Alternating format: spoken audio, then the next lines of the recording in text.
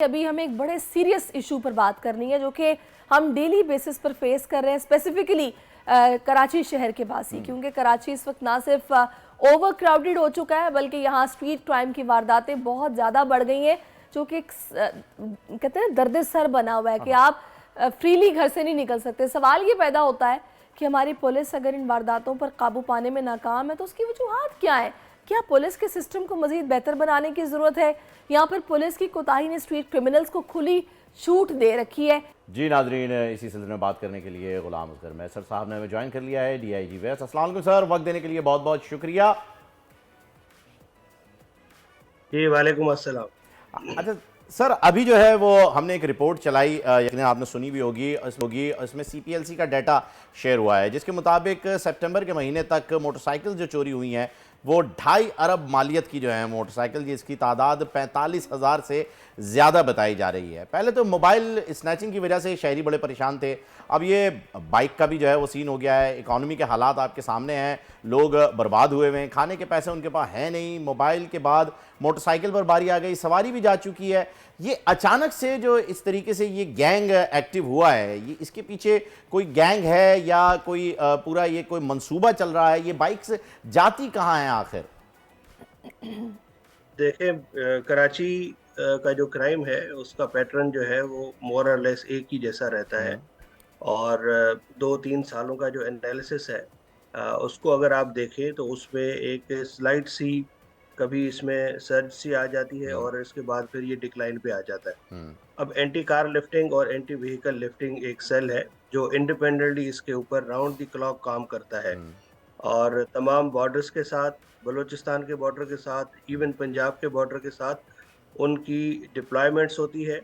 ये सिर्फ one sided आप स्टोरी बता रहे हैं कि जी इतना नुकसान हो गया, लेकिन जो रिकवर हुई है उसका डाटा भी आपको जरूर कैलकुलेट करना चाहिए। सर वो आप बताएं ना इसमें कि क्या हुआ है, कितने रिकवर हुई हैं, कोई परसेंटेज दे दें। असल में मैं उस यूनिट को मैं हैंडल नहीं करता, मैं DIG ईस्ट हूँ। कराची का एक पोर्शन है ईस्ट का, उसका मैं DIG हूँ और इसका अलग एक ACLC का SSP होता है। बेहतर होगा कि आप इसी टॉपिक पे उसको जरूर किसी सर हम कोशिश कर रहे हैं, मेरी प्रोड्यूसर साहब ने सुन लिया, वो इन लाइन पे लेने की कोशिश कर रहे हैं, उम्मीद है कि अभी आ जाए। वो आपको इसके ऊपर ऑथेंटिकेटेड डाटा बिल्कुल दुरुस्त में है जिसमें ये क्रिमिनल्स मारे जा चुके हैं, शवों के तादाद में रिकवरीज। अच्छा, मुझे ये बताइएगा गुलाम असफर साहब, आपकी बात बिल्कुल ठीक है, रिकवरीज भी होती हैं, पकड़े भी जाते हैं मुजरिमान, लेकिन अब मसला यहाँ पर ये है कि हम अभी से ये रिपोर्ट नहीं कर रहे हैं, एक अरसा हो गया है कि हम इस तरह की खबरें रिपोर्ट करते हैं कि इतने महीनों में इतनी मोटरसाइकिलें, इतने मोबाइल चोरी हो चुके हैं और राजधानी की वारदातें हो रही हैं। मुझे ये बताइएगा कि आप लोग जो मुजरिमान को पकड़ते हैं उनका ताल्लुक कहाँ से होता है? क्योंकि अभी जो सूरत हाल है, अब तो आप देखें कि अफगानियों की भी यहाँ से मुंतकिली का सिलसिला शुरू हो चुका है, तो क्या आपको लगता है कि इससे फ़र्क पड़ेगा, कुछ वारदातों में कमी आएगी, या फिर इसका हल आप लोगों की नज़र में क्या है? फिर देखें, मुल्ज़मान जो है वो कराची एक इंटरनेशनल सिटी है और यहाँ पे पाकिस्तान के हर अक़वाम के लोग जो है वो यहाँ पे कारोबार के सिलसिले में या रोज़गार के सिलसिले में यहाँ पे आते हैं। अभी जो रिसेंटली हमने एक देखा कि जब हमने स्ट्रीट क्राइम्स के दौरान शहरियों का कत्ल और ये जो वारदातें जिसमें फायर करना, शूट करना, मोबाइल छीनते वक्त, मोटरसाइकिल छीनते वक्त, इसको जब हमने ट्रैक डाउन किया तो इसके अंदर एक बहुत बड़ी इन्वॉल्वमेंट जो है वो अफगानियों की निकली और उसके ऊपर जब क्रैक डाउन हुआ है, उनके खिलाफ जब पुलिस ने एक्शन लिया है और वो लोग इनकाउंटर्स में जब यहाँ पे मारे गए हैं या पुलिस के साथ लड़ाइयाँ जब उन्होंने की हैं शुरू, पुलिस के ऊपर जब फायरिंग शुरू की है उन्होंने और उसमें उनको जब मारा गया है, तो आपने देखा कि आप इस वक्त कराची का जो हीनियस क्राइम है वो बहुत हद दर्जे तक कम हुआ है, जिसमें ख़ास तौर पे स्नैचिंग के दौरान फायर का लगना या के अंदर या दुकानों के अंदर जो रॉबरी डकैती है वो बहुत हद तक कम हो चुकी है। बिल्कुल दुरुस्त फरमाया। अब इसमें ये एडिक्ट लोग थे जो सारी रात नशा करते थे और सुबह को ये निकलते थे, किसी से बाइक छीनी, किसी से पिस्टल रेंट पे लिया। यहाँ ऐसे गैंग्स भी हमने ईस्ट में पकड़े हैं जिसमें 28-28, 22-22 लोगों का गैंग था जिनका काम ही सिर्फ ये था। अच्छा, एक जगह से एक चीज और भी है जो मैंने ऑब्जर्व की है, बीइंग शहरी जाहिर है, मुझे ये बताइएगा कि मैंने अक्सर जगहों पर देखा है कि फुटपाथ के ऊपर नशा करने वाले लोग एक झमगट्टा बनाकर बैठे होते हैं, ठीक है, ये आप लोगों की जिम्मेदारी नहीं है कि उनको नशे से रोकें या फिर उनको मना करें या उनकी काउंसलिंग करें या उनको इलाज उनको मुहैया किया जाए। लेकिन मसला ये है कि ये वो लोग हैं कि जो वहीं पर बैठे हुए नशा मिल भी रहा है, वहीं पर नशा कर भी रहे हैं, वहीं पर वारदातें भी हो रही हैं, वहीं पर भीख भी मांगी जा रही है और ये सारा सिलसिला चल रहा है। यहाँ पर पुलिस की जिम्मेदारी बनती है कि भाई कौन लोग हैं जो इनको आके नशा दे रहे हैं, कि इसके बाद इनकी मजबूरी है कि उन्होंने चोरी भी करनी है और पैसा भी रखना है पास ताकि नशा इन्हें मिलता रहे। उस पर क्यों नहीं कुछ किया जाता? नहीं, इस पर होता है। देखें, प्राइमरीली ये रिस्पॉन्सिबिलिटी पुलिस की बिल्कुल है कि वो तमाम क्राइम्स को रोके, लेकिन इसके अंदर रिहैब्स जो है वो इन्वॉल्व है। हम इन नशइयों को एक नहीं 50 मरतबा पकड़ के थाने ले जाते हैं, इनको कोर्ट में सामने पेश करते हैं, इनकी बेल हो जाती है। हर बंदा इनको अवॉइड करता है। अगर मैं इनको थाने ले जाऊं तो ये वहाँ पे ये अपने आप को जख्मी करते हैं, बिकॉज ये एडिक्ट रह चुके हैं। इनको एक जो है रिकमेंडेड डोज है जो इवन के मेडिकली भी इनको दी जाती है इनकी रिहैब के लिए। अनफॉर्चुनेटली हमारे मुल्क में, इस कराची शहर में रिहैब की फैसिलिटी ना होने के बराबर है। इतना महंगा इलाज है कि इसको कोई अफोर्ड नहीं कर पाता। यही ये इलाके ये लोग मुतअद्दिद बार पुलिस ने पकड़ के भेजे हैं।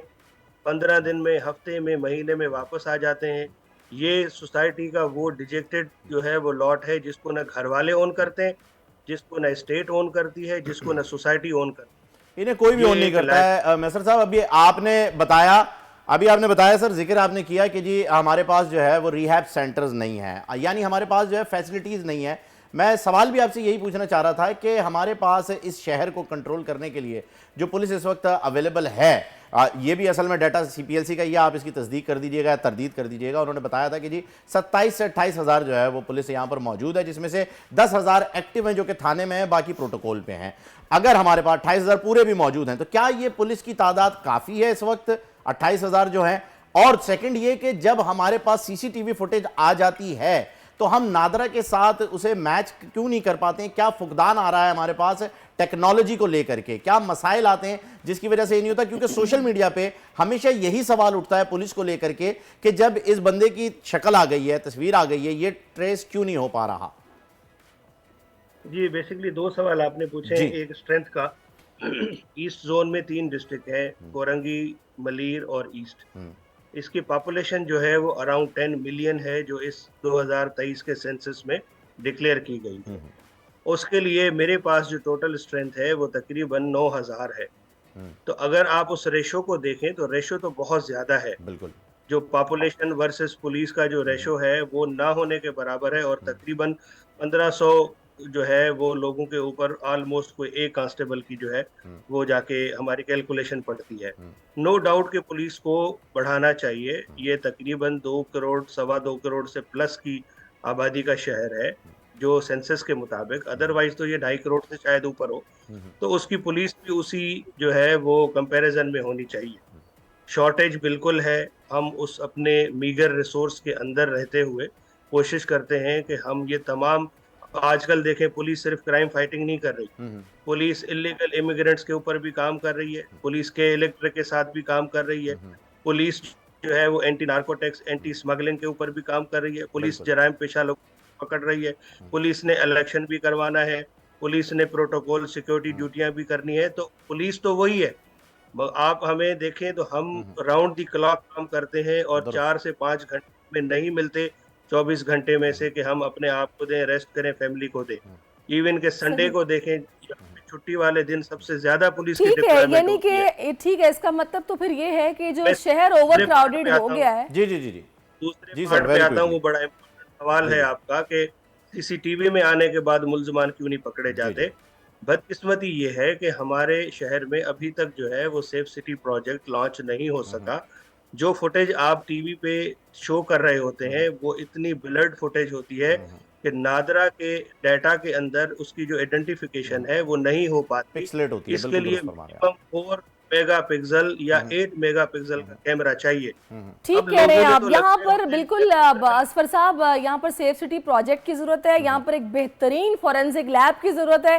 बिल्कुल आपने बजा फरमाया, ये कुछ चीजें हैं जिन पर काम होना चाहिए। बहुत शुक्रिया गुलाम असफर साहब, आपने बड़े अहम नुकात जिन पर बात की है कि भी पुलिस, देखिए ये ना एक बिला वजह की परसेप्शन भी बनाई हुई है कि जी परसेप्शन पुलिस को नहीं कर खत्म रही करना काम। भी जो है वो इदारे का ही काम है सहरिश है। और मेरे ख्याल में मैसर साहब जैसे लोग जब आएंगे सामने, बड़ी ऑथेंटिक और वैलिड उन्होंने बात की है, और इन जैसे लोग जब सामने आके आवाम को समझाने की कोशिश करेंगे, ऐसे पढ़े लिखे लोग, तो आवाम समझेगी, क्योंकि आवाम जो है वो तैयार है हर बात को समझने के लिए।